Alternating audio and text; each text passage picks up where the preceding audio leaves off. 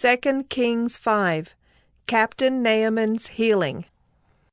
Naaman, commander of the army of the king of Syria, was a great man with his master and in high favor, because by him the Lord had given victory to Syria.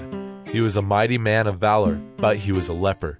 Now the Syrians on one of their raids had carried off a little girl from the land of Israel, and she worked in the service of Naaman's wife.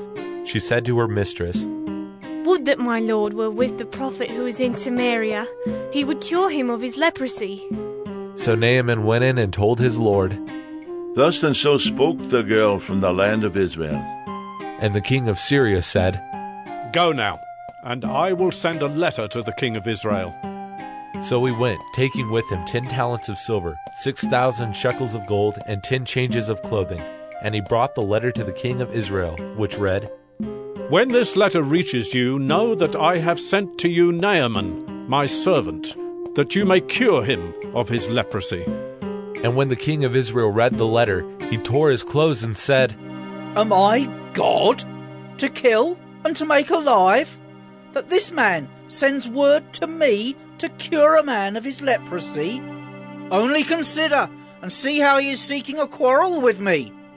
But when Elisha the man of God heard that the king of Israel had torn his clothes, he sent to the king, saying, "Why have you torn your clothes? Let him come now to me, that he may know that there is a prophet in Israel."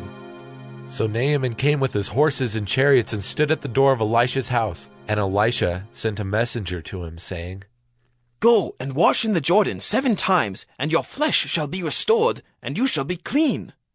But Naaman was angry and went away, saying, "Behold, I thought that he would surely come out to me, and stand and call upon the name of the Lord his God, and wave his hand over the place and cure the leper. Are not Abana and Pharpar, the rivers of Damascus, better than all the waters of Israel? Could I not wash in them and be clean?" So he turned and went away in a rage. But his servants came near and said to him, "My father, it is a great word the prophet has spoken to you. Will you not do it? Has he actually said to you, 'Wash and be clean'?" So he went down and dipped himself 7 times in the Jordan, according to the word of the man of God. And his flesh was restored like the flesh of a little child, and he was clean. Then he returned to the man of God, he and all his company, and he came and stood before him. And he said, "Behold, I know that there is no God in all the earth but in Israel. So accept now a present from your servant." But he said, "As the Lord lives, before whom I stand, I will receive none." And he urged him to take it, but he refused.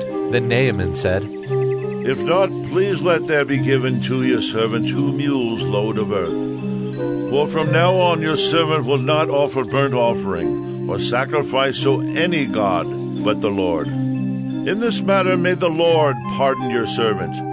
When my master goes into the house of Rimmon to worship there, leaning on my arm, and I bow myself in the house of Rimmon. When I bow myself in the house of Rimmon, the Lord pardoned your servant in this matter."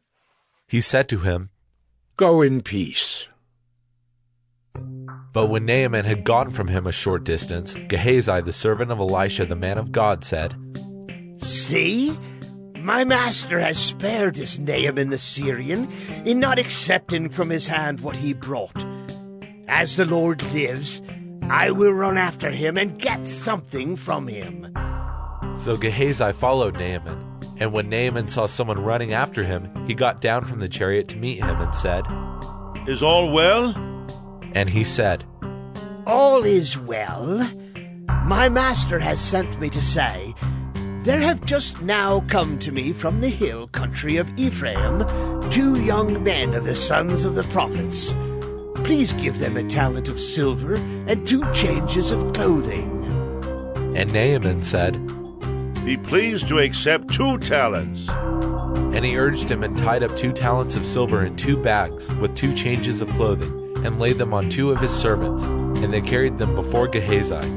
And when he came to the hill, he took them from their hand and put them in the house. And he sent the men away, and they departed.